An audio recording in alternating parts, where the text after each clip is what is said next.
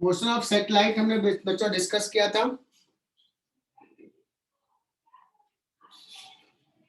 यश तूने भी कुछ सवाल पूछा है क्या?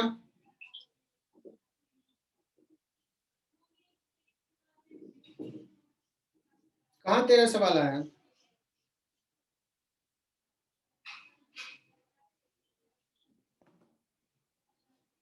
यश पाकले, अरे यार क्या है क्वेश्चंस पूछता, मैं व्हाट्सएप पे देख रहा हूँ। ऑफलाइन कब स्टार्ट होगा न मैं जानता हूँ, न तुम जानते हो, न सरकार जानती है, कोई नहीं जानता है। जैसा सिचुएशन होगा वैसा किया जाएगा, सो उसके लिए चिंता नहीं करना है, सोचना ही नहीं है, हमारे हाथ में है ही नहीं वो। बच्चों पिछले क्लास में हम लोगों ने इसमें डिराइव किया था, क्या क्या डिराइव किया था?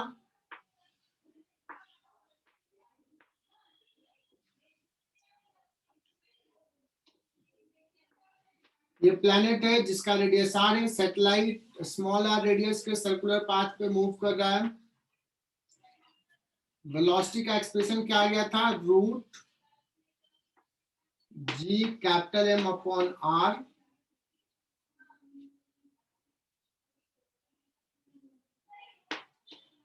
इस केस में टोटल एनर्जी जो होता है बच्चों वो कितना होता है?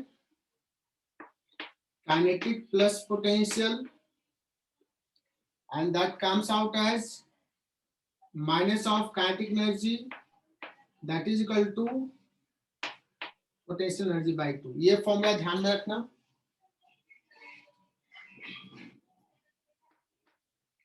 टी स्क्वायर जो था that is proportional to R cube, ये चीजें बताया था। जैसे जैसे ऑर्बिट का रेडियस बढ़ेगा बच्चों एनर्जी बढ़ेगा, सॉरी टोटल एनर्जी बढ़ेगा बट काइनेटिक एनर्जी डिक्रीज होगा, पोटेंशियल एनर्जी इंक्रीज होगा। ये सारे पॉइंट्स हमने डिस्कस किए थे।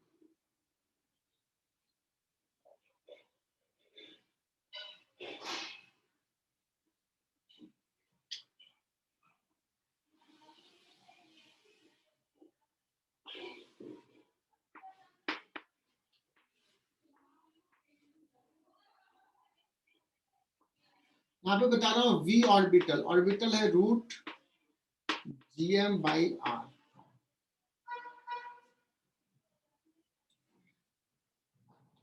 बच्चों यहाँ पे पूछा जाए इसको कितना वेलोसिटी दें, इसको कितना वेलोसिटी दें कि ये एस्केप कर जाए।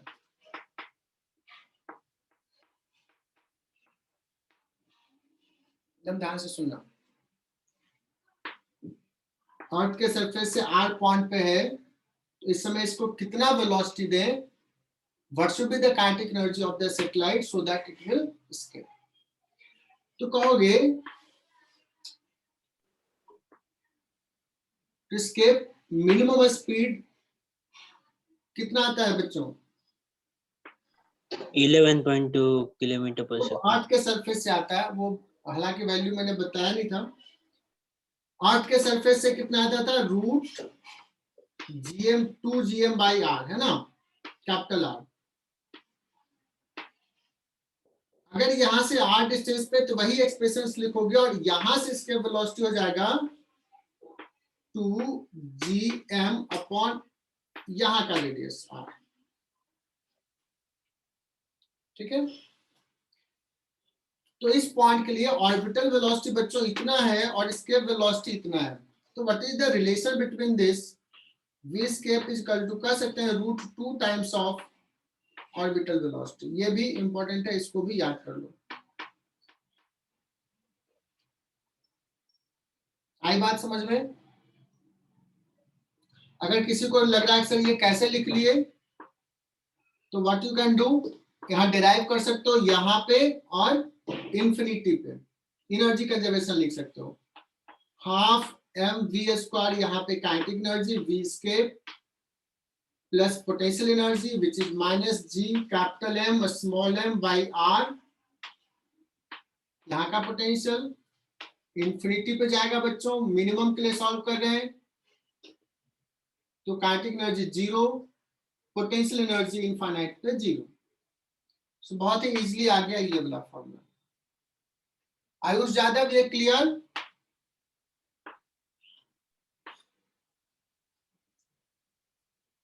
ओके बच्चों,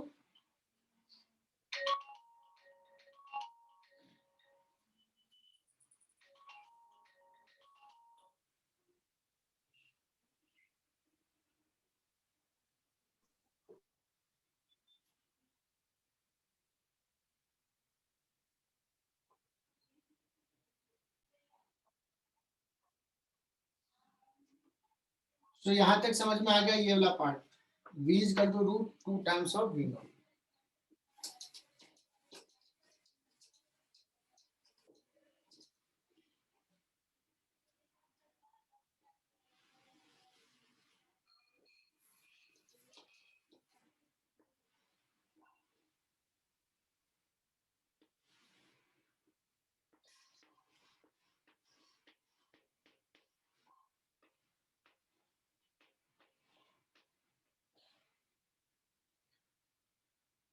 बच्चों यहाँ पे देखना,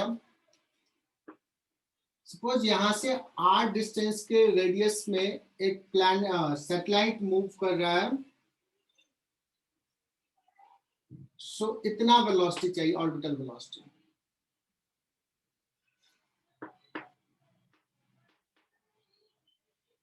तो कहेगा सर अगर सपोज मैं यहाँ पे इसको एक वेलोसिटी दे दिया v1,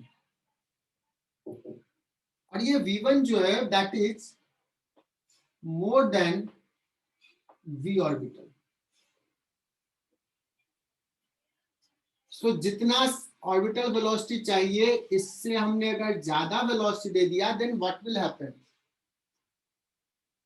अब हम लोग केसेस डिस्कस कर रहे हैं बच्चों कि यहाँ पे आर रेडियस में अगर इतना वेलोसिटी दिया तो ये सर्कुलर पाथ में मूव करेगा। अगर इससे ज्यादा दे दिया velocity, then what will happen.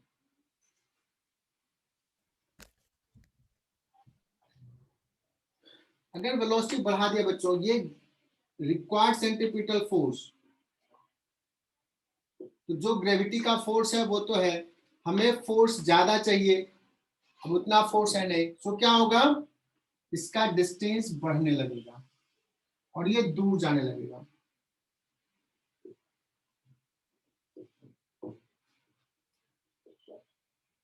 ये सर्कुलर ऑर्बिट नहीं रह जाएगा बच्चों, ये क्या हो जाएगा, ये हो जाएगा एलिप्टिकल ऑर्बिट।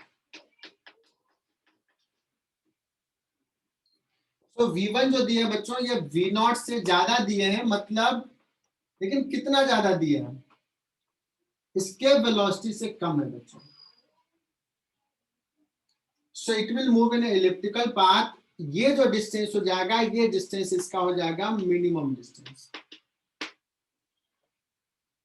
और इसका डिस्टेंस बढ़ेगा बढ़ेगा और एक पॉइंट आएगा जहां पे इसका डिस्टेंस मैक्सिमम होगा। आई बात समझ में?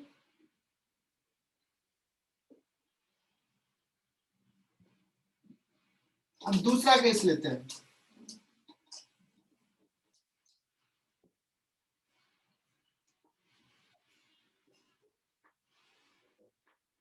इसका जो स्पीड दिए यहाँ पे v2 which is less than v0, vo, v0 के जगह पे vo। बच्चों देखना, यहाँ पे जितना रिक्वायर्ड सेंट्रीपिटल फोर्स चाहिए, इनफैक्ट उससे ज्यादा फोर्स है, क्योंकि v2 कम हो गया vo से, फोर्स ज्यादा हो गया, तो क्या करेगा, पुल कर लेगा। सो डिस्टेंस कम होना शुरू हो जाएगा।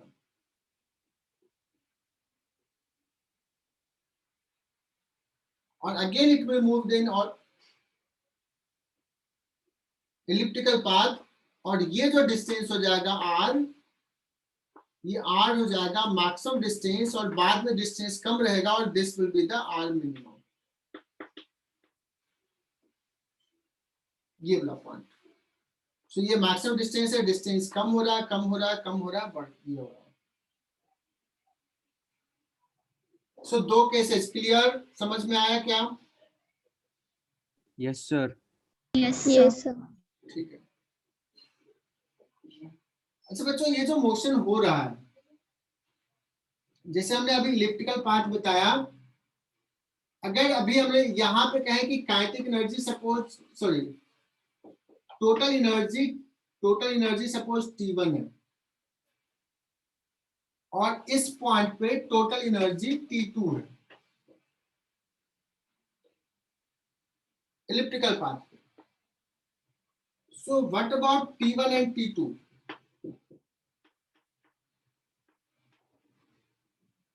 T1 में कह रहा हूं टोटल एनर्जी,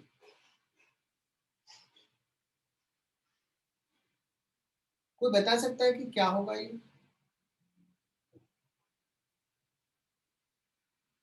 बच्चों ग्रेविटेशनल फोर्स है, कंजर्वेटिव फोर्स है, टोटल एनर्जी कंजर्व रहेगा, एनर्जी कंजर्वेशन है ना। सो यहाँ पे जितना एनर्जी है बच्चों, जैसे जैसे दूर जा रहा है, डिस्टेंस बढ़ रहा है,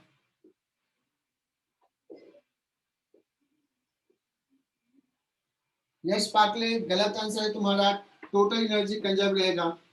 बट अगर मैं कहूं कि यहाँ पे एनर्जी सपोज K1 है और यहाँ पे एनर्जी K2 है किसी दूसरे पॉइंट पे, अगर किसी को समझ में आए तो बता सकता है K1 K2 में क्या रिलेशन होगा, इक्वल, ग्रेटर, लेसर,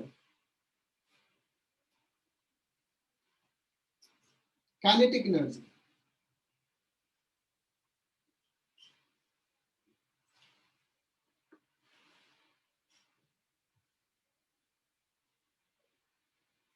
जैसे जैसे दूर जा रहा है पोटेंशियल एनर्जी बढ़ रहा है। K2 बड़ा होगा, K1 बड़ा होगा। K1 greater than K2. बहुत बढ़िया Snehal, K1 is greater than K2, kinetic energy कम होते जाएगा। कह सकते बच्चों यहाँ पे जो काइनेटिक एनर्जी है, जो मिनिमम डिस्टेंस है, kinetic energy maximum and potential energy minimum. जहां पे फारदेस्ट पॉइंट है, सबसे दूर वाला पॉइंट है, यहाँ पे काइनेटिक एनर्जी मिनिमम होगा एंड पोटेंशियल एनर्जी मैक्सिमम, और total energy will remain conserve. Elliptical orbit का concept clear? Yes, sir. Yes, sir. Yes, sir. अच्छा बच्चों, जब यहाँ पे है पार्टिकल तो एंगुलर मोमेंटम सपोज L1 है, यहाँ पे है पार्टिकल तो एंगुलर मोमेंटम L2 है। किसके अबाउट एंगुलर मोमेंटम बच्चों? सेंटर ऑफ द प्लेनेट के अबाउट। क्योंकि एंगुलर मोमेंटम कहा जाए तो किस पॉइंट अबाउट, किस एक्सिस के अबाउट। और तुम्हें पता है जो ग्रेविटेशनल फोर्स है बच्चों, ऐसे लग रहा है इसी पॉइंट से पास कर रहा है, यहाँ पे इसी पॉइंट से पास कर रहा है। ग्रेविटेशनल फोर्स एक ही फोर्स है, ग्रेविटेशनल फोर्स, उसका टॉर्क 0 है। तो एंगुलर मोमेंटम के बारे में क्या कहोगे?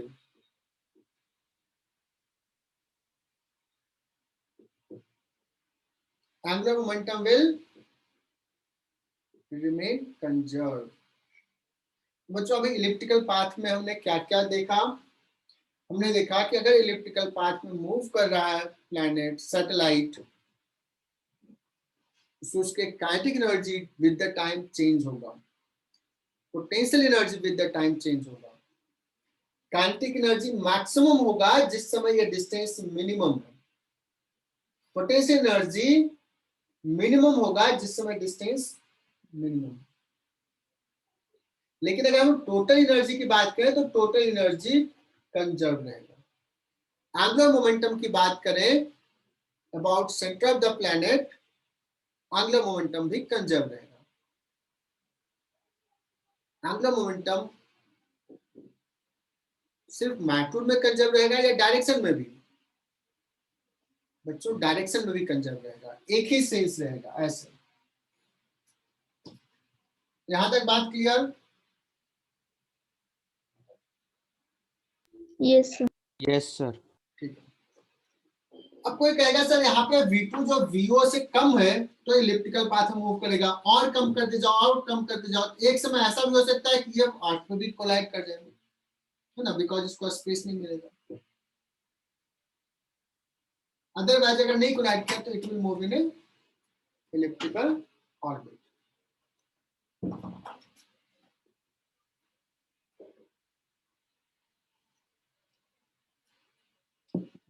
फिर कोई बच्चा पूछेगा सर एक चीज बताइए आप कि आपने v1 को v से कम रखा है,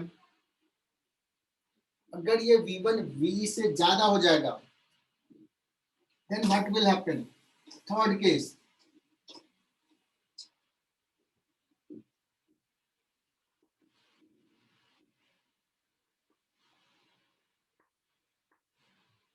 v3 which is more than v, इसके वेलोसिटी से ज्यादा हो जाएगा, क्या ये फिर से वापस आएगा या दूर चला जाएगा? दूर चला जाएगा। दूर जाएगा। दूर चला जाए। मतलब समझ रहे हो, आज देखो मजा आ रहा है, आज रेस्पॉन्स कर रहे हैं बच्चे, दूर चला जाएगा। सो बच्चों ये जो पाथ हो जाएगा ये वापस नहीं आएगा, और ये जो पाथ होगा उसको बोलते हैं पैराबोलिक पाथ।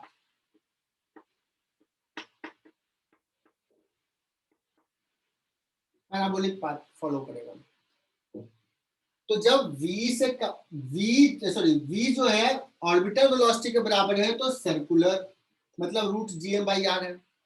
रूट gm/r से कम है, और अगर ये कंप्लीट कर रहा है 8 पे कोलाइड नहीं कर रहा है तो इलिप्टिकल। vo से ज्यादा है बट v से कम है तो भी इलिप्टिकल। जब बच्चों इलिप्टिकल पाथ हो रहा है या सर्कुलर पाथ हो रहा है तो उसको बोलते हैं बाउंड ऑर्बिट।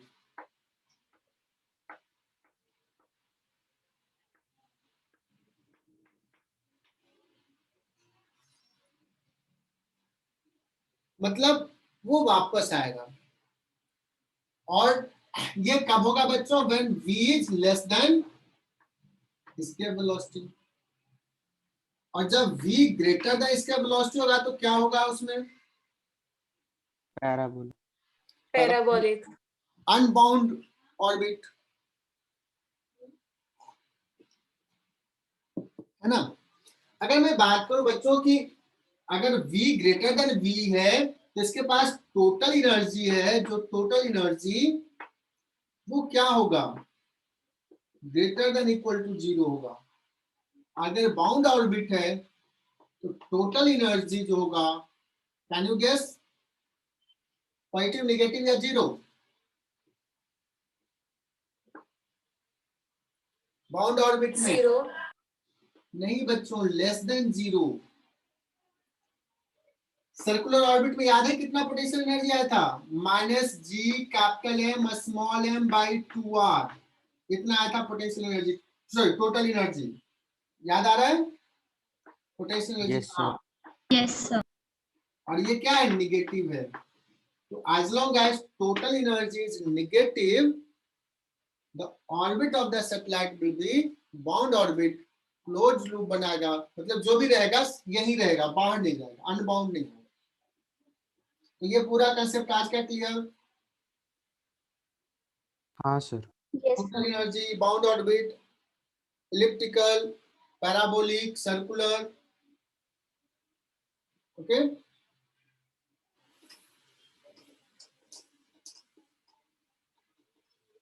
अब जितना मैंने बोला बच्चे अपने लैंग्वेज में उसको लिख लेना।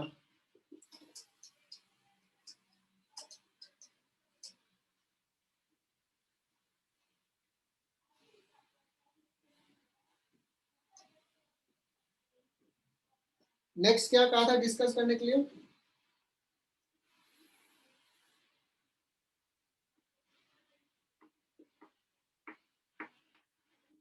आज हमें कंप्लीट करना है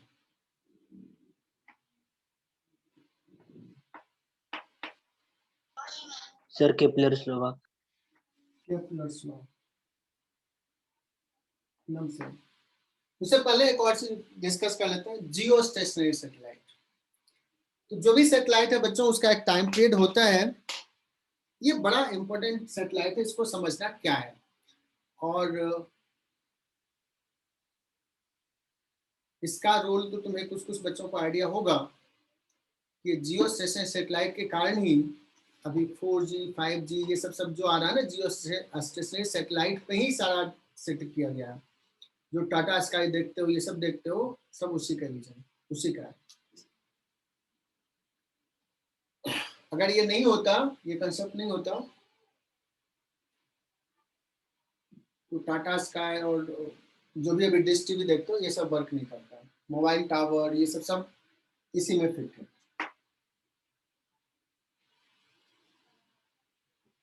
बच्चों ये अर्थ है, अर्थ रोटेट कर, अर्थ जो है वो ईस्ट से वेस्ट रोटेट करता है या वेस्ट टू ईस्ट रोटेट करता है? West to east. West to east. West to east है ना। तो ये हो गया ईस्ट और ये हो गया वेस्ट, ऐसे रोटेट कर रहा। ठीक है, अब ये देखो नाम से ही पता है, जियो मीन्स अर्थ और स्टेशनरी मतलब तो पता ही है। जो अर्थ के रेस्पेक्ट में हमेशा रेस्ट में दिखे उस सैटेलाइट को क्या बोलेंगे? जियो स्टेशनरी सैटेलाइट। क्लियर? तो डेफिनेशन लिखने की जरूरत है क्या?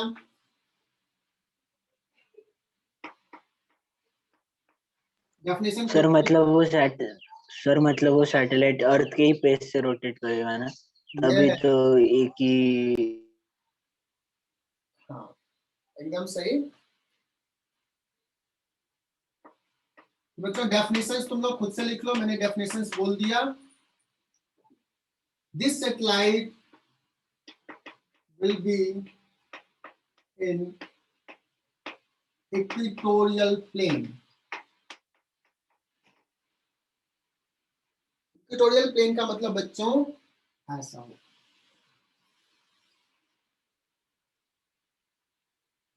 इक्वेटर के ऊपर होगा। मतलब जियो स्टेशनरी सैटेलाइट जो होगा बच्चों वो हमेशा इक्वेटर के ही ऊपर होगा। अगर कोई कहता है कि सर क्या जियो स्टेशनरी सैटेलाइट हम ऐसे रिवॉल्व कर सकता है क्या अदर देन इक्वेटोरियल, तो ये पॉसिबल नहीं है। एक सवाल आता है कि क्या हम जियो स्टेशनरी सैटेलाइट नासिक के ऊपर, दिल्ली के ऊपर सेट कर सकते हैं क्या? नो, नहीं कर नहीं। सकते हैं। क्यों नहीं कर सकते वो अभी हम लोग रीजन डिस्कस करेंगे, पहले फैक्ट जान लेते हैं। और बड़ा फेमस सवाल है ये सवाल, ऐसा नहीं कि सिर्फ मेडिकल में या इंजीनियरिंग में पूछा गया, ये कॉमन नॉलेज वाले यूपीएससी, सिविल सर्विसेज ये सब में पूछता है, बैंकिंग।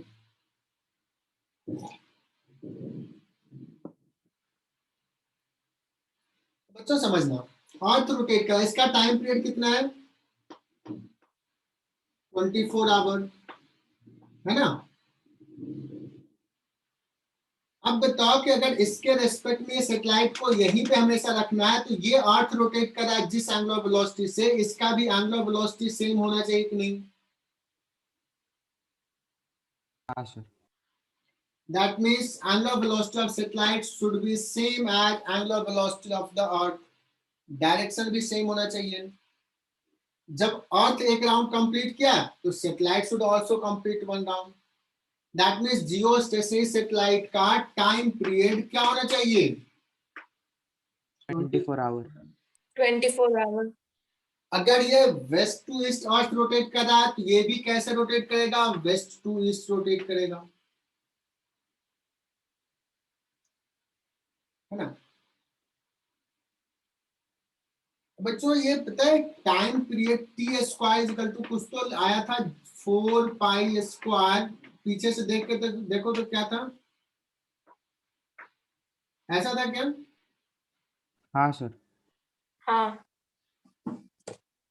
अब जियो स्टेशनरी सैटेलाइट के लिए टी फिक्स है बच्चों, टी फिक्स है, जी यूनिवर्सल कांस्टेंट, एम फिक्स है, ये फिक्स है। मतलब आर क्या होगा? वेरिएबल होगा या फिक्स्ड होगा? फिक्स्ड। फिक्स्ड होगा। That means geostationary satellite जो होगा वो एक पर्टिकुलर रेडियस में ही मूव करेगा तभी जियो स्टेशनरी होगा। दैट मींस आर जो है वो फिक्स्ड होना चाहिए।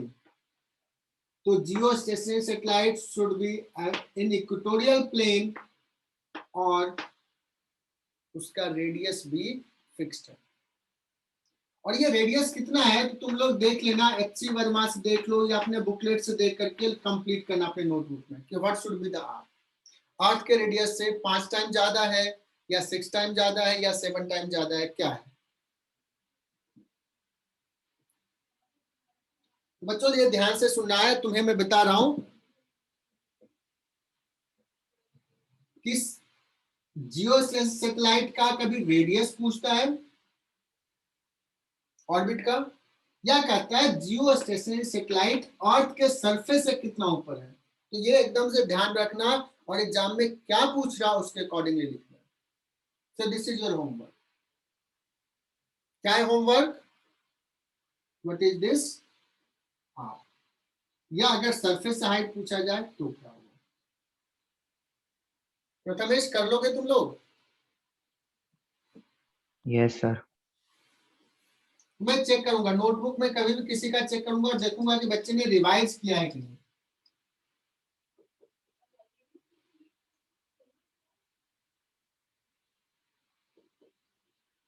अब समझो कि आज तो इंडिया के कुछ 10-15 सैटेलाइट होंगे, अमेरिका का 100-150 होगा, 200 होगा सैटेलाइट, रशिया का होगा।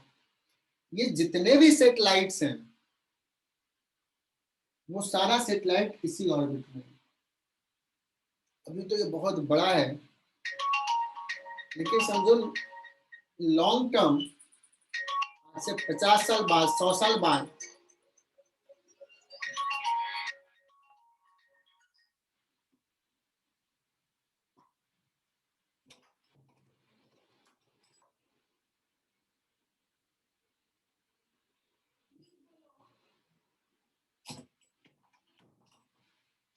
आज से 100 साल बाद ऐसा होगा कि तुम कहोगे यार मेरा भी एक सैटेलाइट अपना भी फिट कर देते हैं। जैसे आज है ना तुम्हारे घर में टीवी, आज तो ये होता है कि तुम्हारे रूम में भी एक अलग टीवी है, पेरेंट्स के लिए अलग टीवी है,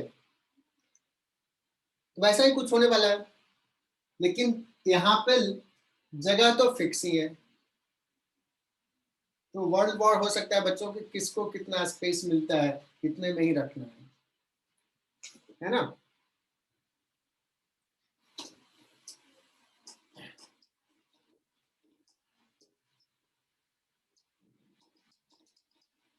तो जियो स्टेशनरी सैटेलाइट बच्चों समझ में आ गया, इसमें और कुछ पढ़ने की जरूरत नहीं है। कहोगे सर आपने कहा था कि यहाँ पे क्यों नहीं हो सकता है? अच्छा, ये टाइम पीरियड सेम है बच्चों, तो ये हमेशा इसके ऊपर ही दिखेगा, ये साथ साथ रोटेट कर रहा है। एक चीज और बताता हूं,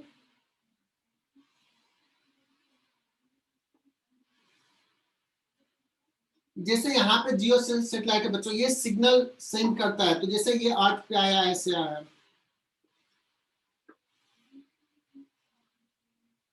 तो ऑल्दो ये है तो इक्वेटर पे, बट हमने अगर यहाँ पे कोई सैटेलाइट पुट किया है,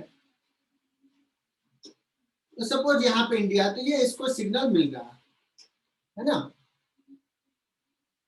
ये टेंजेंट यहाँ से ड्रॉ कर लो, यहाँ तक होगा।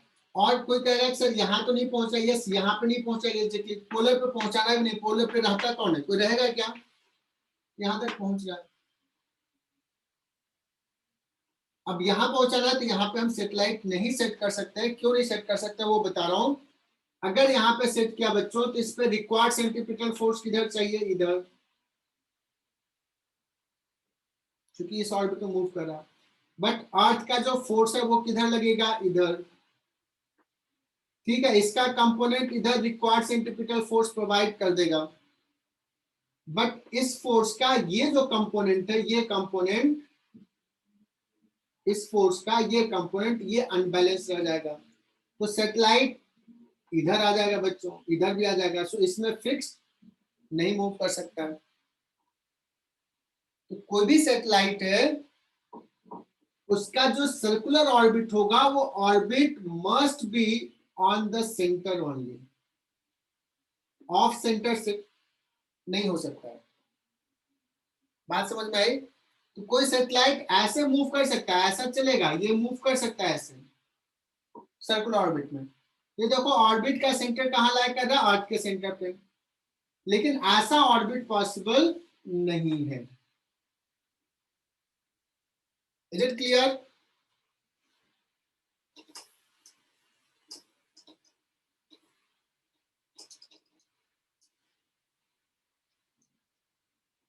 बच्चों दूसरा जो सैटेलाइट है that is called polar satellite.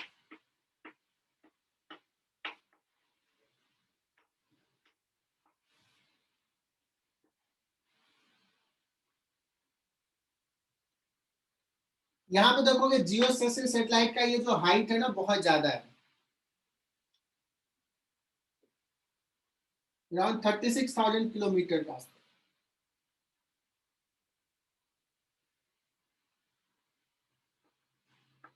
Polar satellite जो होता है वो अर्थ से कुछ किलोमीटर ऊपर होता है। और देखो ये पोलर का नाम है पोल, पोल के अराउंड मूव कर रहा है, ऐसे मूव कर रहा है। And this H is around 100 kilometre, few hundred kilometer।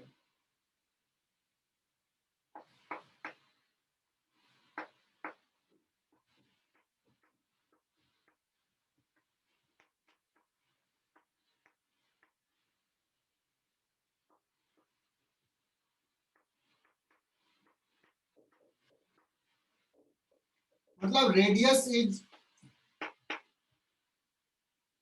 Radius of orbit कितना हो जाएगा बच्चों?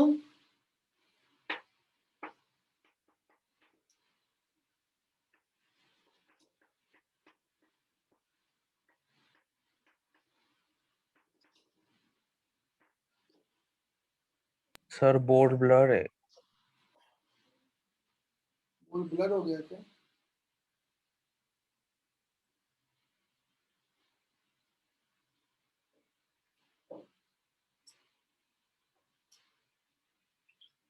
सबको ब्लर दिख रहा है? नहीं सर बराबर। No sir, no sir clear है। सो पोलर सैटेलाइट का जो रेडियस है बच्चों almost equal to R is slightly greater than R ही होगा, कर सकते हैं ना, स्लाइटली ग्रेटर देन आर ही। तो अगर इसका टाइम पीरियड निकालना है तो t इज इक्वल टू क्या लिखेंगे, 4 pi root over gm into R E to the power 3/2। चलो 4 पाई नहीं 2 पाई ना।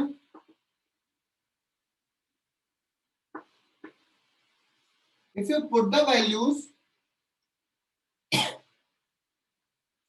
ये रफली 3 to 4 आवर्स आता है। पोलर सैटेलाइट का जो टाइम पीरियड होगा बच्चों 3 से 4 घंटे होंगे, मतलब 3 से 4 घंटे में ये एक राउंड कंप्लीट कर लेगा।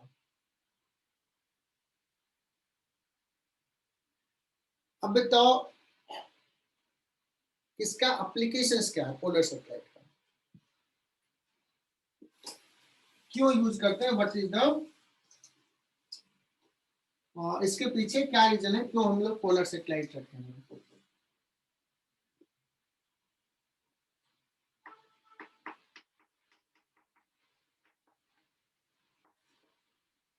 क्या यूजेज है, एप्लीकेशन क्या यूजेज?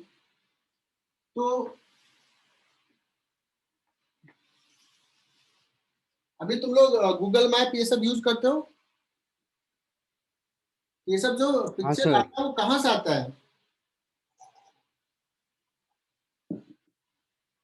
अगर पूरे अर्थ का पिक्चर लेना है, अर्थ पे क्या है, कहाँ है, कैसा है, तो this polar satellite will help you. बच्चों ये अगर सपोज एक ऐसे राउंड मारा है ना और अर्थ के सरफेस से थोड़ा दूर ही ऊपर है, सपोज ऐसे है या कहीं मान लो अभी ऐसे है, मैं दिखा रहा हूं, ऐसे रोटेट कर रहा है ऐसे सपोज, तो ये जो पिक्चर लेगा अभी वो इतने दूर का ही लेगा बच्चों, टैंजेंट, चूंकि ये नजदीक है इतने दूर का। जब ये ऐसे राउंड मार रहा है बच्चों तो जा रहा है तो ये स्ट्रिप का, अर्थ के इस स्ट्रिप का पिक्चर ले रहा है, पूरे अर्थ का एक बार पिक्चर नहीं ले सकता, लेकिन ये क्लोज ले रहा है तो इसका रिजोल्यूशन ज्यादा होगा और ज्यादा क्लैरिटी के साथ दिखेगा कि क्या है। तो पोलर सैटेलाइट के हेल्प से अर्थ में क्या चल रहा है अर्थ के सरफेस पे, जैसे काइंड ऑफ थिंग कि हमें क्लाइमेट चेंज के बारे में पता करना है ना, बहुत सारे जो इवेंट्स हो रहे हैं आइस मेल्ट हो रहा है सपोज पोल पे, या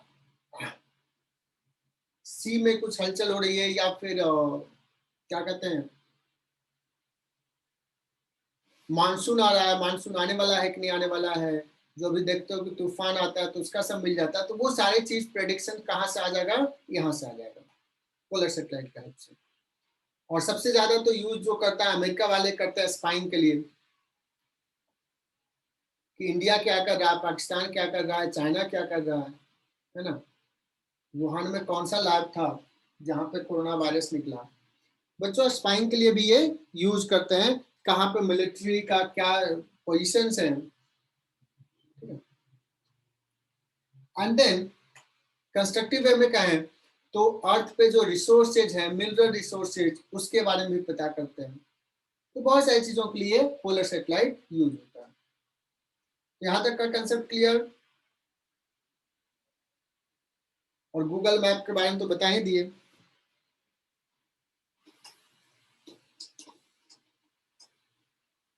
तो लिख लो बच्चों इसके एप्लीकेशंस में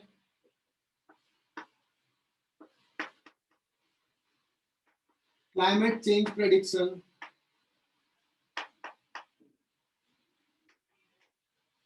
इसमें ये सब आ जाएगा कि कौन सा तूफान आने वाला है, क्या है।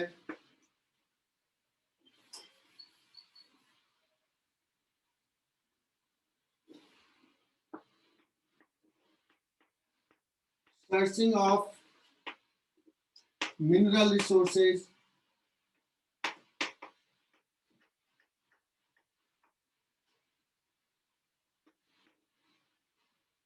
और क्या कहा,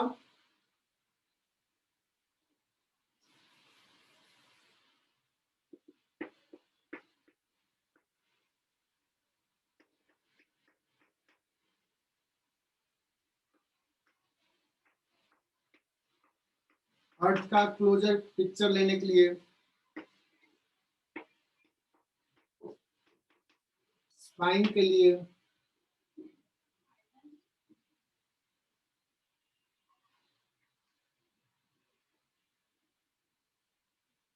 ये सब चीज के लिए यूज करता है।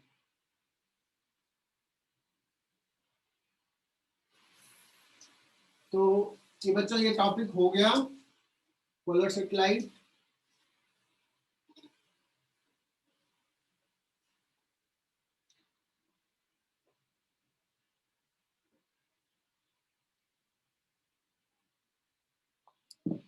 नेक्स्ट पढ़ना है बच्चों हमें केपलर्स लॉ। कुछ बच्चे पढ़ लिए थे कि नहीं पढ़े थे? कितने बच्चों ने एच.सी. वर्मा या बुकलेट या एनसीईआरटी खोल के देखा है? कल मैंने कहा था। एनीवन हैंड रेज करो तो। लोकेशा, आयुष यादव, सिर्फ 2 बच्चों ने देखा था। नहीं, और भी बच्चे हैं 5। संस्कृति, प्रथमेश, जानवी, आयुष, नताशा, गुड।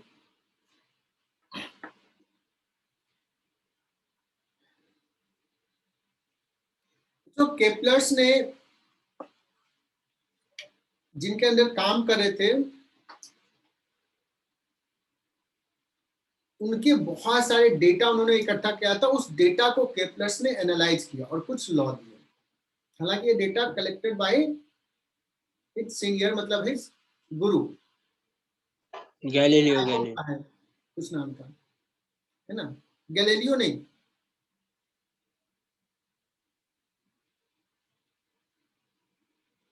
तो एनीवे तो इनका जो डेटा, जो लॉ है बच्चों, that is based on data.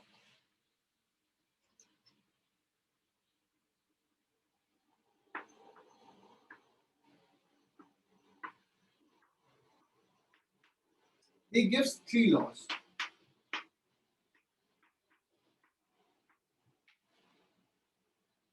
इसके बारे में ये लॉ दिया बच्चों कि सन के अराउंड जो प्लैनेट्स मूव कर रहा है उसके बारे में इन्होंने स्टडी किया था, उसके बारे में डेटा कलेक्टेड था और उसके बारे में इन्होंने ये किया। सो 3 लॉज अबाउट सोलर सिस्टम।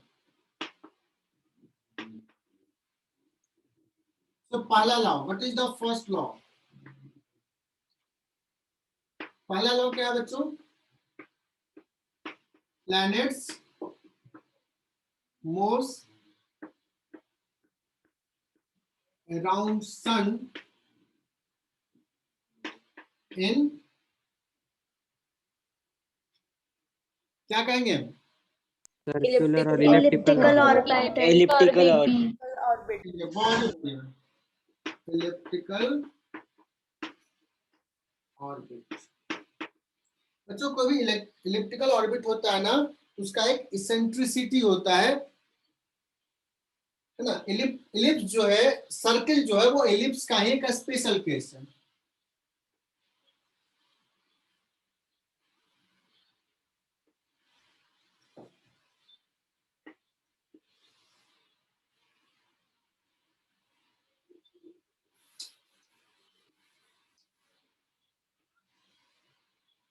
एकदम सही तुम लोगों ने बताया कि planets moves in elliptical orbit.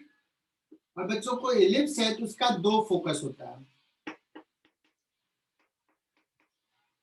Ellipse का दो फोकस होता है, with sun at one focus.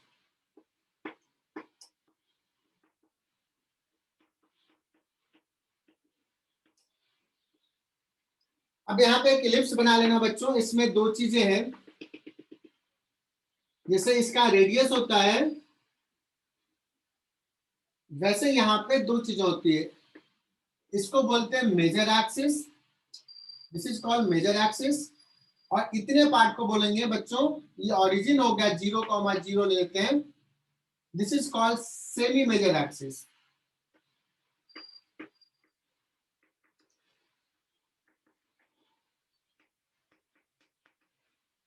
Semi major axis कितने को बोलेंगे बच्चों? इतना, ए।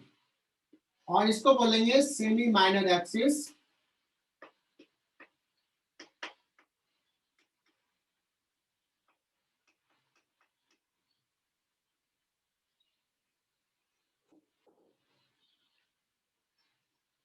और जो फोकस है वो सेंटर से कितना डिस्टेंस पे है, this distance is called a into ई।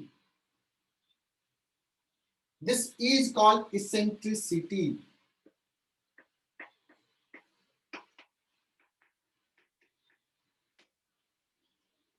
तो किसी को इलिप्स के बारे में आइडिया है कि इलिप्स का क्राइटेरिया मतलब क्या है, बेसिक्स क्या है इलिप्स का? ये इलिप्टिकल पाथ कैसा होता है, व्हाट इज द बेसिस?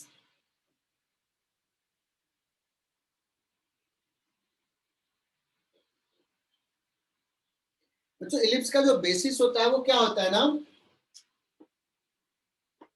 कि अगर ये इलिप्टिकल पाथ पे किसी भी पॉइंट पी पे अभी कोई प्लैनेट्स है या जो भी है पॉइंट पी है, सो ये सपोज F1 है और ये सपोज F2 है, F1P प्लस F2P, ये बता रहा हूं, किसी को नहीं पता हो तो सीख लो। ये हमेशा कांस्टेंट रहेगा, यही इलिप्स का क्राइटेरिया है।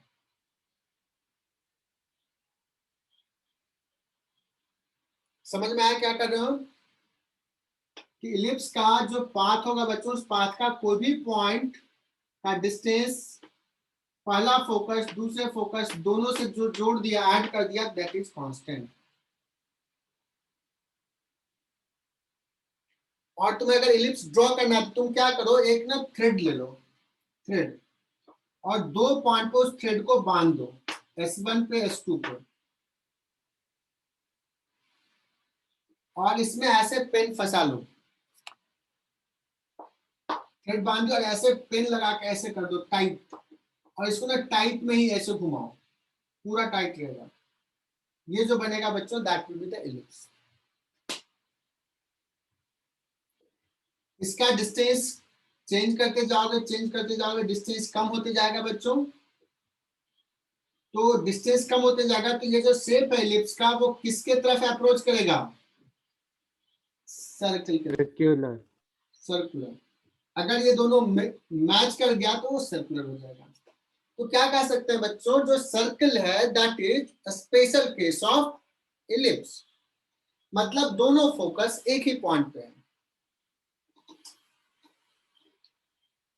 तो अगर मैं बात कर रहा हूं इसेंट्रिसिटी, ये डिस्टेंस को इसेंट्रिसिटी बोलते हैं बच्चों, तो सर्किल का इसेंट्रिसिटी क्या होगा, 1 या 0? 0. 0.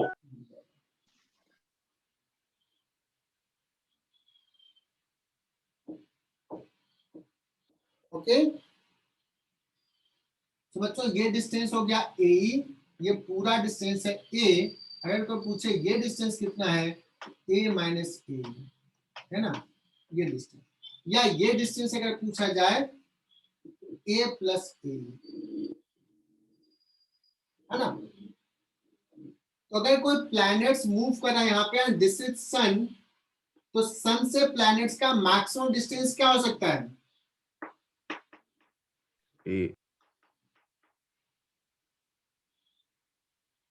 maximum distance of a planet from sun, अगर उसका सेमी मेजर एक्सिस ए है तो बच्चों ये मैक्सिमम डिस्टेंस है। तो this is A plus A, is it clear?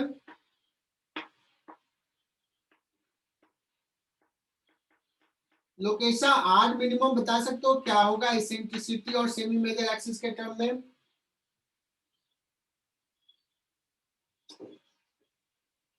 What is the minimum distance? A square plus B square का अंडर। नहीं, मिनिमम डिस्टेंस ये हो जाएगा, दिस इज द मिनिमम, ये सन है, ये मिनिमम डिस्टेंस ये है, ठीक है ना। तो a माइनस ए,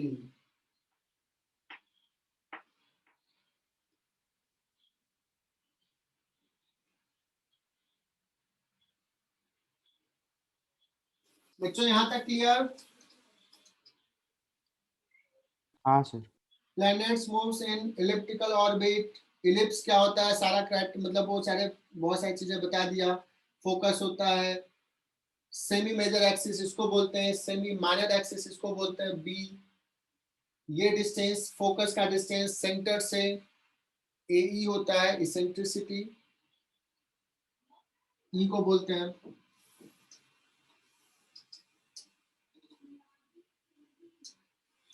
और अगेन तुम्हारा एक होमवर्क दे रहा हूं बच्चों कि अर्थ के ऑर्बिट का इसेंट्रिसिटी कितना है, you have to find.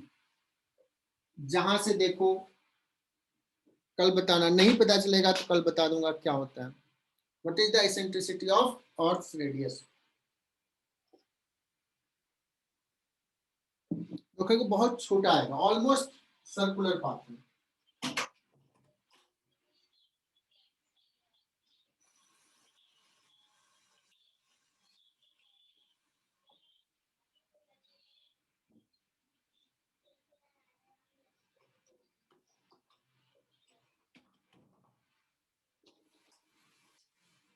What is second law बच्चों? सेकेंड लॉ पता है किसी को?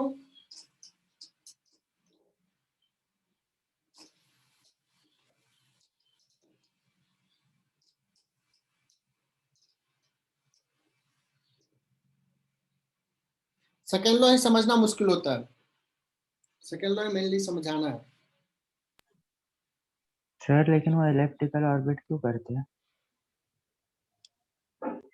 अब देखो, जिस समय ये सिस्टम बना है ना, वो ऐसा सेट हो गया, जब बिग बैंग थ्योरी हुआ, बिग बैंग इवेंट हुआ, तो सब बहुत सारे प्लेनेट बने, बहुत सारी चीजें हुआ, तो ऐसे सेट हो गया, जो सेट हो गया उसी में ये चल रहा है, ठीक है। सर अर्थ के इलिप्टिकल ऑर्बिट में सन के ग्रेविटी का भी रोल होता है। यस, सन का ग्रेविटी का रोल है ना, सन का ग्रेविटी है तो उसको रिक्वायर्ड सेंटीमीटर फोर्स प्रोवाइड कर रहा है। नहीं, शेप ऑफ ऑर्बिट का बोल रहा हूँ। शेप ऑफ ऑर्बिट जो है वो तो कहना कि जो शुरुआत में जैसा वो चीजें सेट हो गया उसके अकॉर्डिंगली चल रहा है। अब वो तो बहुत बड़ा थ्योरी है कि अर्थ कैसे बना, पहले क्या था, गैस का क्लाउड है, वो धीरे धीरे धीरे कंप्रेस होते होते बन गया, और भी इससे है। अभी भी जैसे अगर जुपिटर देखो तो क्या है, गैस का क्लाउड है, ऐसा कुछ है। तो मुझे भी उतना नहीं आता है समझ।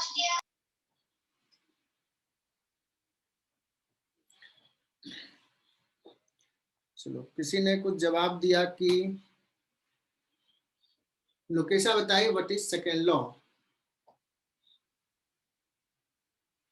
The line joining the planet and the sun sweeps equal area in equal time interval। बहुत बढ़िया लोकेशन। बच्चों सेकेंड लॉ लिख लो।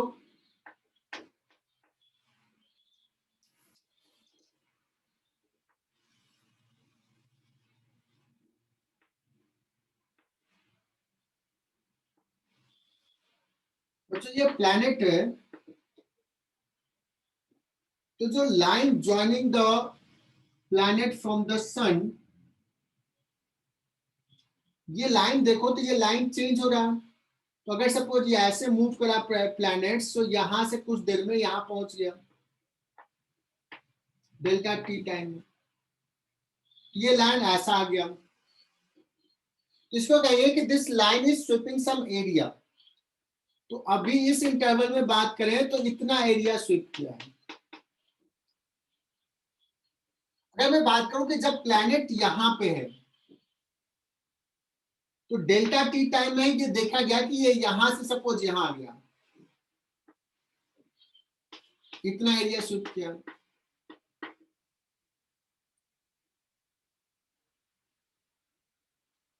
एंड ये देखा गया बच्चों कि सेम टाइम में जो टोटल एरिया स्वीप्ट है वो क्या हो रहा है, सेम आ रहा है। लिख लो, line joining planet from sun sweeps equal area in equal time interval।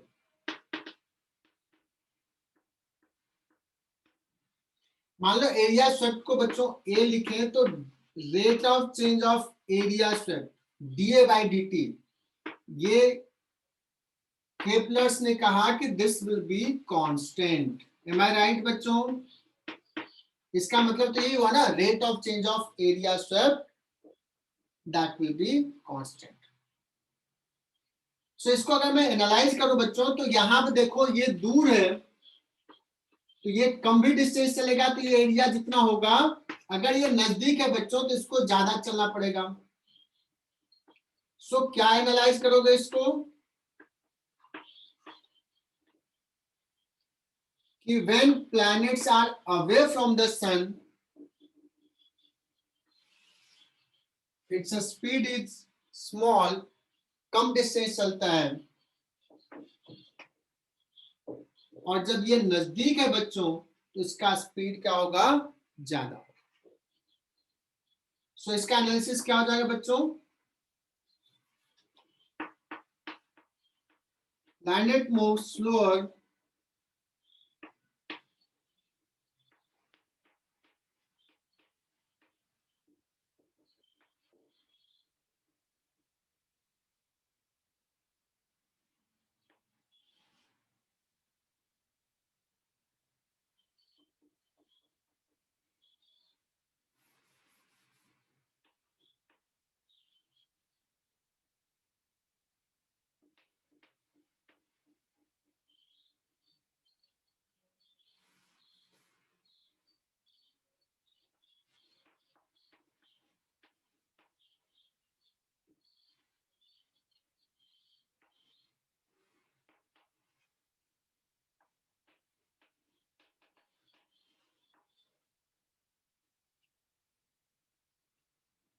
और कोई बता सकता है कि ये जो डिस्टेंस बच्चों ज्यादा है तो स्पीड कम है,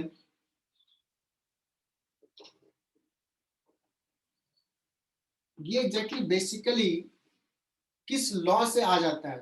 कुछ बेसिक लॉ से ये रिलेटेड है। हालांकि उन्होंने एक्सपेरिमेंटल डेटा के बेसिस पे दिया था, बट अब बेसिक लॉ से ये चीजें गवर्न है। किसी को आइडिया है this is based on which principle, which basic principle? Darshita Jain,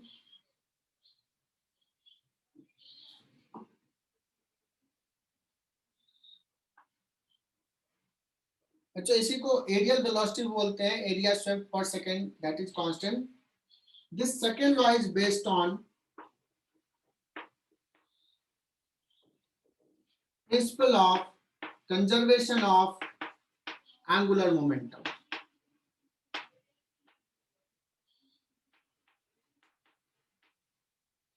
and we can prove that, ये हम प्रूव कर सकते हैं बच्चों के, जो dA by dt आ रहा है वो angular momentum of the planet divide by 2m आएगा।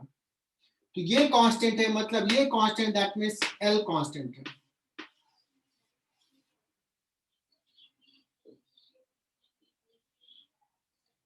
और ये पता है बच्चों की why angular momentum will remain conserve, because जो फोर्स लग रहा है ग्रेविटी का, वो ग्रेविटी का फोर्स यहीं से पास कर रहा है, इसलिए ये एग्जैक्टली इसी का एंगुलर मोमेंटम कंजर्वेशन का ही एक डिफरेंट वे से केपलर्स ने लॉ दिया था।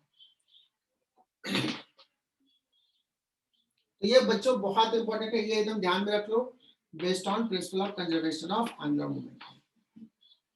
If you wish I can derive कि कैसे ये dA by dt L by 2m है, ठीक है?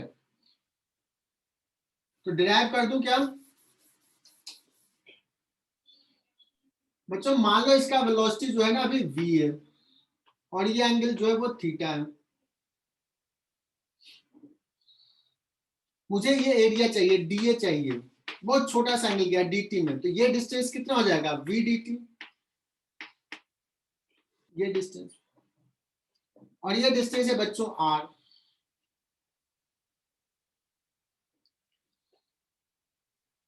तो यहां से ना परपेंडिकुलर ड्रॉ कर लेता हूं।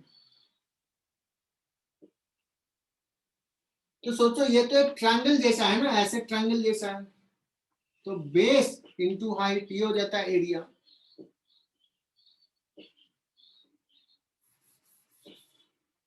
सो dA जो एरिया है बच्चों, ये dA that is equal to क्या हो जाएगा?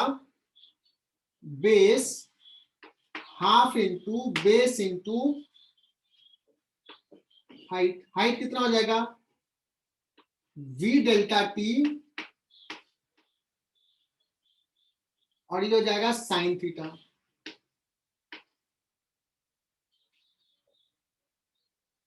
ये बच्चों डेल्टा टी, ये डेल्टा ए लिख देता हूं ऐसे dA की जगह पे, चूंकि यहाँ डेल्टा टी लिखा। डेल्टा टी को इधर लेके आ जाओ, delta A upon delta T क्या आ रहा है? 1/2 RV साइन थीटा। m से ऊपर नीचे मल्टीप्लाई कर दो, MRV sine theta upon 2m। ये आ गया बच्चों delta A by delta T.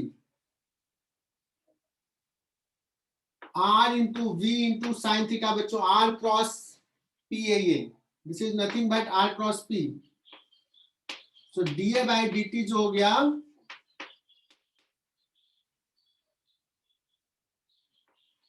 R cross P, P is the linear momentum, upon 2m, इसका मैग्नीट्यूड हो गया। R cross P is the angular momentum. So dA by dt जो हो गया वो आ गया एंगुलर मोमेंटम बाई 2m। तो ये प्रूफ हो गया बच्चों, लिखना है तो ये लिख लो।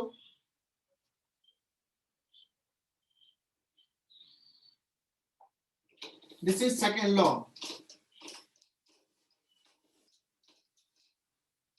एंड थर्ड तो बहुत आसान है। थर्ड क्या हो जाएगा?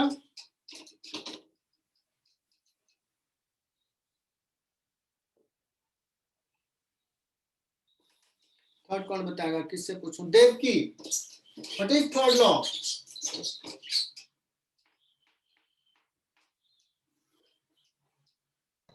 नहीं पता सर। अरे यार तू पढ़ी नहीं? नहीं। अरे थर्ड लॉ तो होता है ना, एक बॉडी दूसरे बॉडी पे इक्वल एंड अपोजिट फोर्स लगाता है। सर वो न्यूटन का होता है ना। सर न्यूटन का होता है, ठीक है। केप्लर्स का थर्ड लॉ जो है वो किसी बच्चे ने मुझे अभी बता दिया, समीक्षा बता दी कि सर Yes. टी स्क्वायर जो है प्रोपोर्शनल टू, R मैंने cube. प्रूफ किया था R सर्कुलर cube. ऑर्बिट में, इलिप्टिकल में बच्चों एक क्यूब हो जाएगा, ठीक है ना। और यही फॉर्मूला आ जाएगा, अगर इक्वल साइन कहें, यही थर्ड लॉ जो दिया था उन्होंने ये दिया था, और देखोगे तो ये आ जाता है 4 पाई स्क्वायर अपॉन जी कैपिटल एम।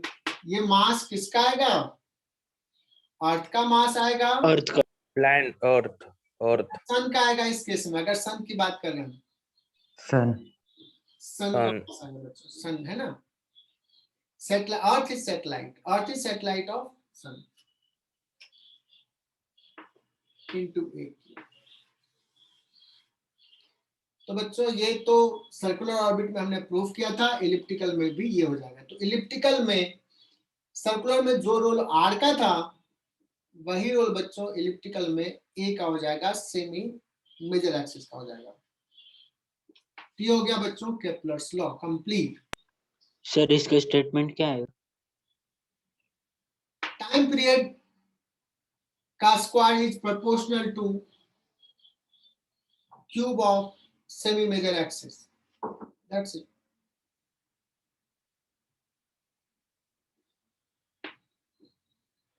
और केप्लर्स लॉ खत्म। अगर मैं इस केस में इलिप्टिकल ऑर्बिट कुछ चीजें बताता हूं,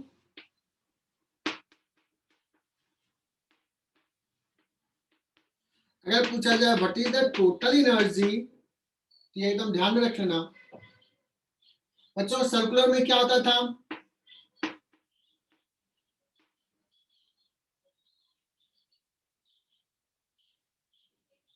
पोटेंशियल एनर्जी बाय 2,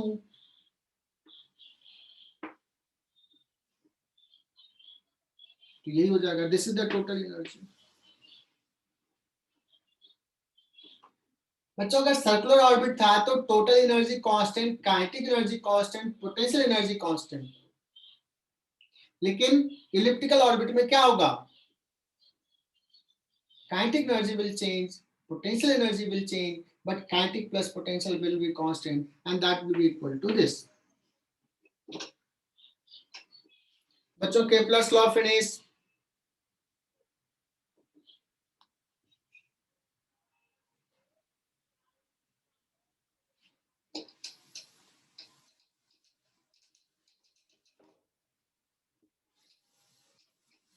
तो आज तुम लोग केप्लर्स लॉ, इलिप्टिकल मतलब सर्कुलर ऑर्बिट, ये सब पे जितने सवाल होंगे जरूर कर लेना, आज ही कंप्लीट कर लेना।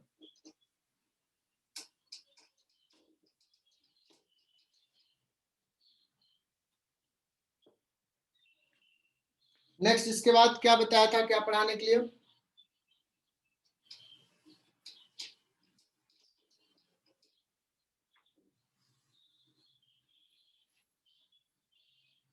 इसके बाद क्या क्या कहा था, दिया परदेशी,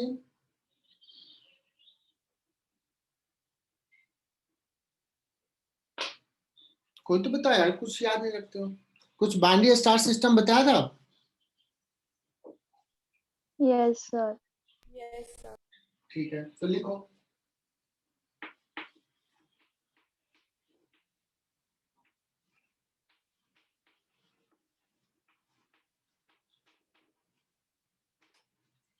कहने का मतलब अभी तक हम लोगों ने जो डिस्कस किया बच्चों की प्लैनेट्स हैं, जैसे मून अर्थ के अराउंड मूव कर रहा है, या सैटेलाइट जो डिस्कस किए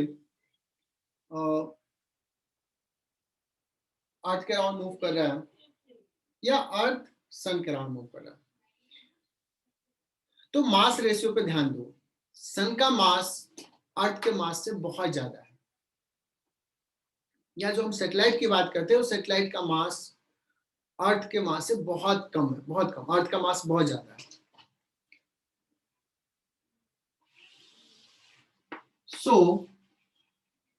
हम लोग मानते थे कि जो सैटेलाइट है वो किसके अराउंड मूव कर रहा है, सेंटर ऑफ द प्लेनेट के अराउंड सैटेलाइट मूव कर रहा है। किसके अराउंड, रेडियस कहां से मेजर करते थे ये, और इसमें हमने क्या माना था, प्लैनेट को रेस्ट में माना था। लेकिन समझो कि ये प्लैनेट सैटेलाइट का मास भले ही कम रहे, बट ये भी तो इस पे फोर्स लगा रहा है।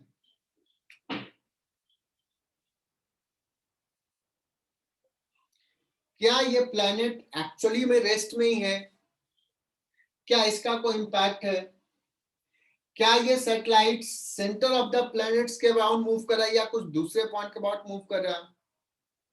एक्चुअली में ये जो मूव कर रहा है बच्चों, प्लैनेट और सैटेलाइट के सेंटर ऑफ मास के अबाउट रिवॉल्व कर रहा है। लेकिन चूंकि मासेस बहुत डिफरेंट है, डिफरेंस है मासेस में, तो ऑलमोस्ट हम लोग मान लेते हैं इसके अबाउट। बाइनरी स्टार सिस्टम हम लोग डिस्कस करेंगे बच्चों, जो दो मासेज है वो कंपेरेबल मास है,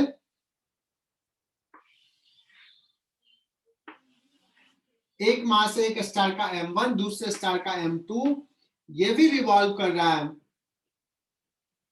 लेकिन this is revolving around not center of one planet या one star, this is revolving around, बताओ क्या होगा, around Center of mass. Center of mass of the system. क्योंकि इस पे एक्सटर्नल फोर्स नहीं लग रहा है, तो क्या चीज कांस्टेंट रहेगा,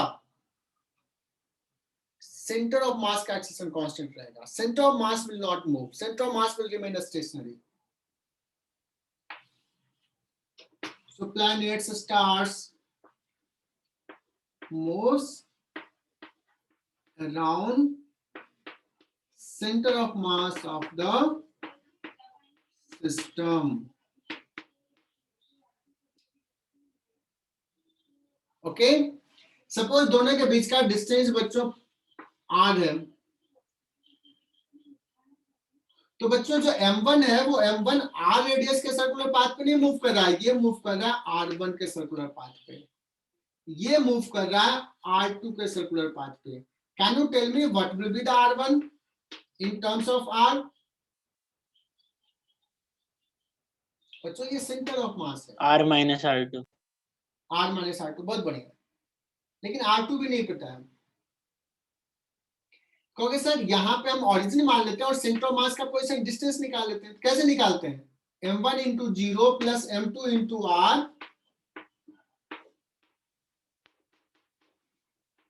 can we find this?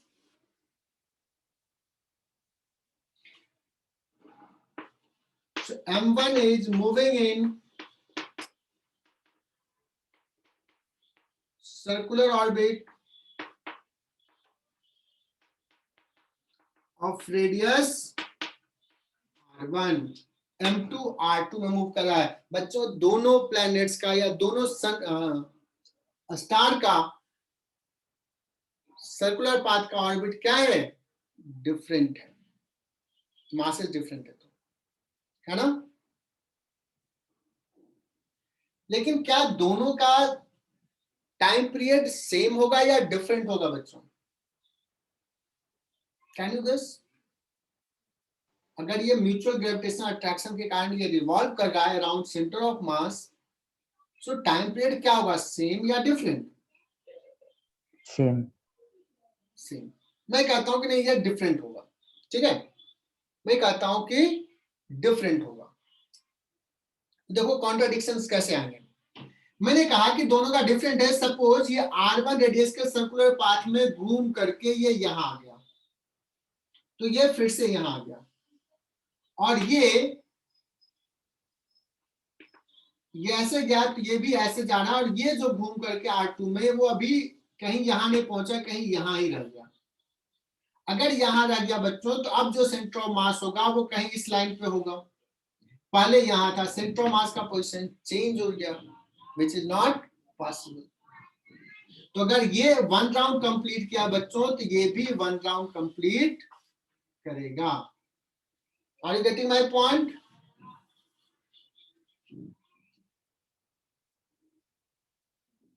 That means क्या कहेंगे, both will have same time period.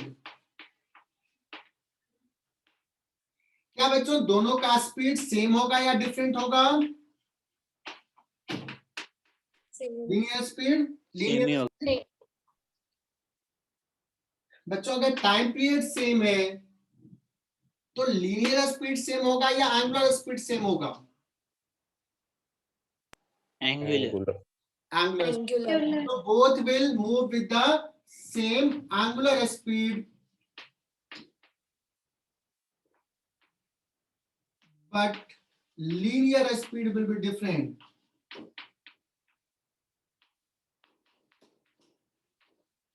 But linear speed will be different.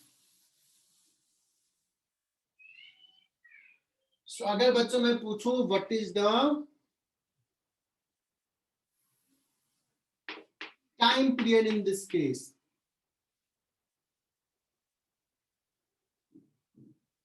कहोगे सर इसको किसी एक को कंसीडर कर लो, किसी एक को,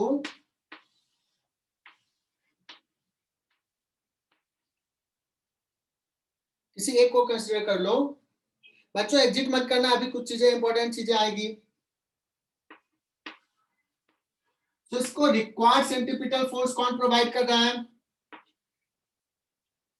दूसरे ब्लॉक का ग्रेविटेशनल अट्रैक्शन। सो क्या इक्वेशंस लिखेंगे बच्चों? What will be the required centripetal force? तो मैं ओमेगा के टर्म में लिखूंगा, तुम क्या लिखोगे? m1 omega square. बच्चों r लिखूं या r1 लिखूं? Centripetal force on m1 r या r1 या r2?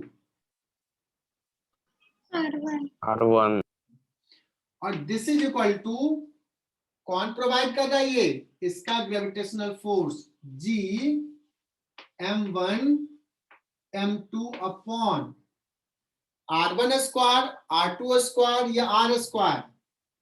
R square. R square r square. क्या बात है, तुम लोग तो मन से पढ़ रहे हैं। सो बच्चों ये m1 चला गया,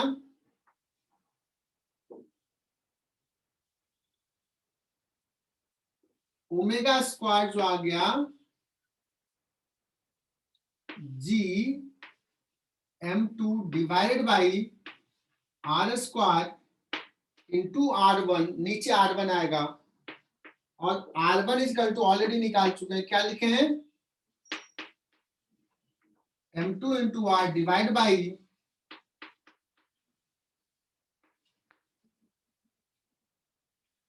ओमेगा स्क्वायर जाएगा बच्चों 4 pi square upon T square.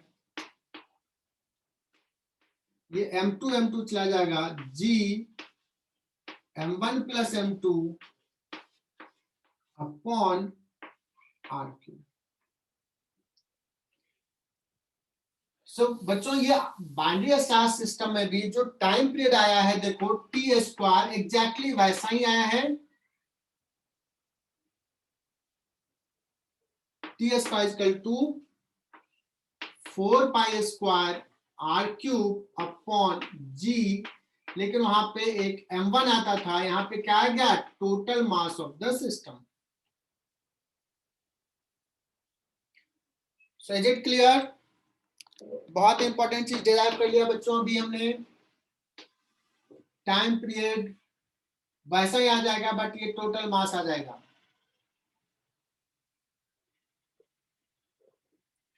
वहां भी बच्चों यही था, टोटल मास ही था, बिकॉज जो सैटेलाइट का मास था वो तो नेग्लिजिबल था।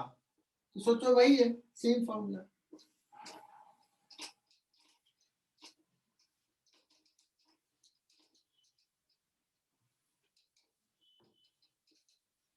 अच्छा मैंने मिटा दिया, शायद लिख लिए होगे।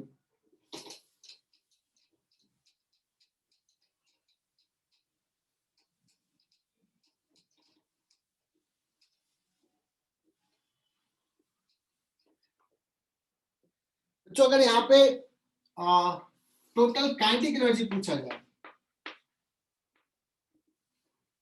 Kinetic energy of the system, so what you will write? Half m1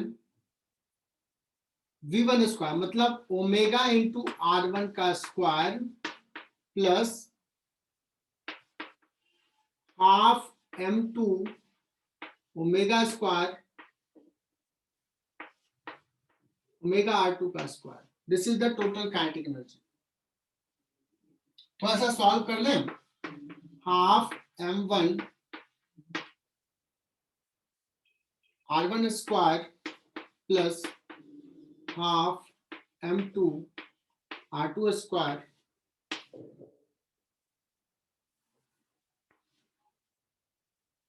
into omega square.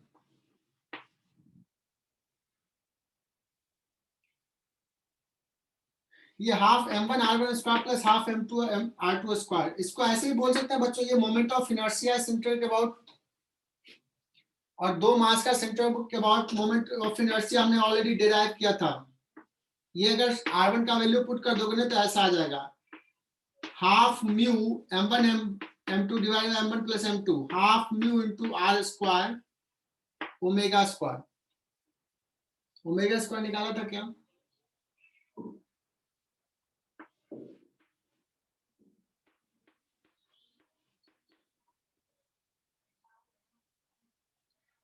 Omega square अभी भी निकाला था।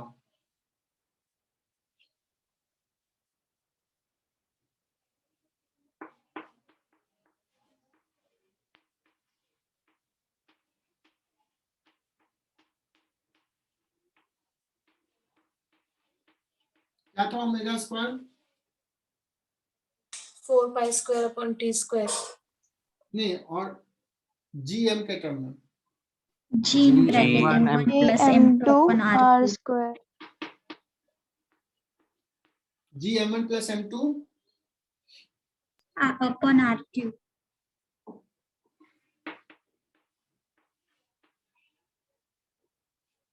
और कुछ नहीं था,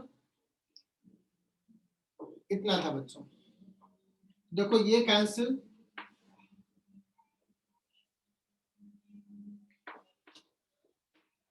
G M1 M2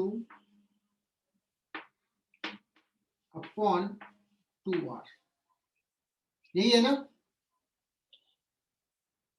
पहले भी इतना ही आया था। What is potential energy?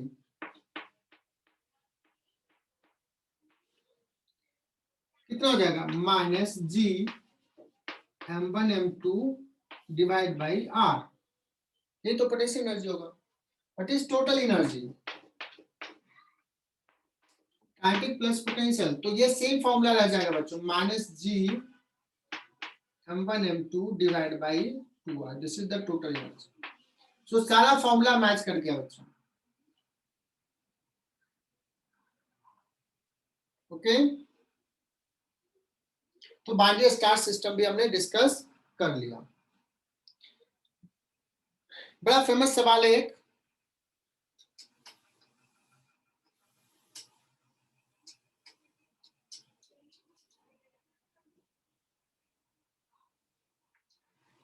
बहुत ही फेमस सवाल है, बस उसके बाद कम छोड़ ही रहा हूं क्लास।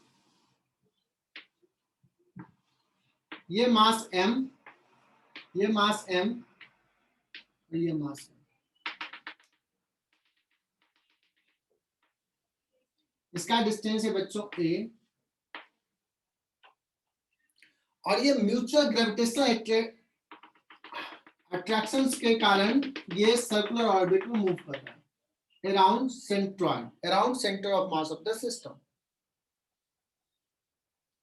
मुझे बच्चों इसका टाइम पीरियड चाहिए, किसी भी एक का स्पीड चाहिए, या ओमेगा चाहिए तो स्पीड भी निकल जाएगा, या काइनेटिक एनर्जी चाहिए, जो भी इसमें पूछेगा। बच्चों मुझे कोई फॉर्मूला याद नहीं, मैं बेसिक से इसको डिराइव करना चाहता हूं।